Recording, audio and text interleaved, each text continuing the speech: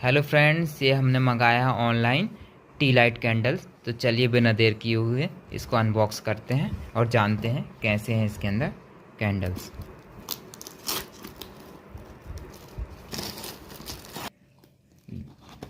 ये देखिए, ये आ चुके हैं इसके अंदर कैंडल्स। ये देखिए कलरफुल है एकदम। इसके अंदर आपको मिलेंगे, इसके अंदर आपको 4 कलर में 100 पीस 25-25 के टोटल 100 पीस देखने को मिलेंगे। ये देख सकते हैं, ये ऑरेंज कलर में है। इसके बाद ये देखिए दूसरा कलर आ गया है, ये देखिए। इसके बाद फिर आपको दूसरा कलर देखने को मिलेगा और सबसे लास्ट में एक और कलर आपको देखने को मिलेगा। तो आप देख सकते हैं इसमें कुल 4 कलर हैं और ये हमने ऑनलाइन ख़रीदा है। यदि इसकी प्राइस की बात करें तो ये हमें पड़ा है 250 रुपीज़ में, और जो कि हमने अमेज़ोन से बाय किया।